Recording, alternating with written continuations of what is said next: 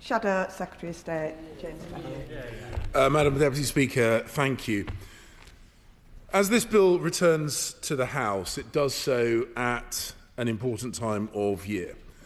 Next week, we mark Holocaust Memorial Day, when communities across the country will pause to remember the 6 million Jewish men, women and children who were murdered during the Holocaust. As a former Home Secretary, I've seen firsthand the strength and dignity with which Jewish communities have preserved the memory of the Holocaust. And as Foreign Secretary, I saw that also in Israel and in other countries. But the people who have done so do it not only to honour those who were murdered, but also to educate future generations. And that act of remembrance is a service to the whole country. And it is why education is essential if the memory of the Holocaust is to endure, and if we are to confront antisemitism wherever and whenever it appears. Madam Deputy Speaker, this bill has taken much longer to progress than any of us would have wished. And I am therefore pleased that the government has chosen to take it forward. The primary purpose of this bill is clear and narrow in scope. It is about the Holocaust, and it is about ensuring that the lessons of the Holocaust are learned and that history is preserved for future generations.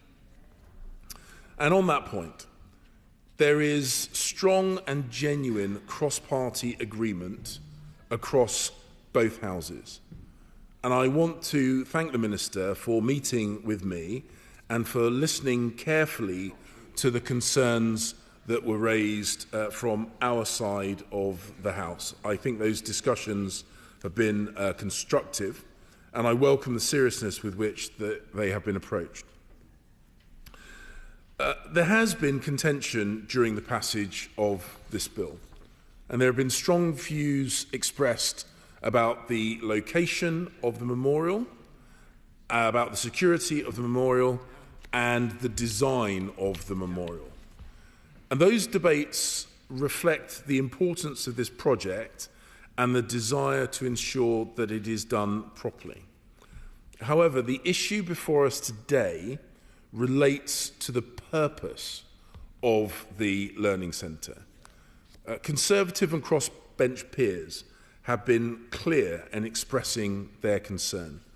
They have sought assurance that the Learning Centre will exist for one purpose only, and that purpose is to provide education about the Holocaust and about anti-Semitism. I welcome the assurances that the government has now provided on these points, in particular the commitment that the Learning Centre will be focused exclusively on the Holocaust and anti-Semitism, and that there must be no question about it drifting from that mission or that purpose in future years. I also welcome the commitment that the governing documents of the future operations body will make this purpose clear. These assurances matter. This memorial is intended to last for generations, and it must have a clear mission that future trustees and future governments cannot dilute or reinterpret. Madam Deputy Speaker, in light of those assurances, we will not be pressing this matter to a division. And that reflects the progress that has been made through constructive discussions both in this House, in this House and in the other place. But I do want to make one thing clear, one final point clear.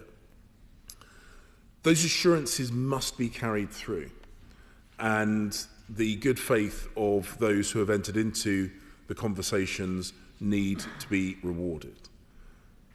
I also recognise concerns about the design have been raised throughout the passage of the bill, both directly with me and with the government. And whilst those matters fall outside of the scope of the legislation before us today, I hope that ministers have listened to those concerns and will ensure those concerns are communicated more widely to those involved with the construction of the education centre. If this House is to create a lasting national Holocaust memorial, it must be clear in its purpose and it must be faithful to its promise. Yeah.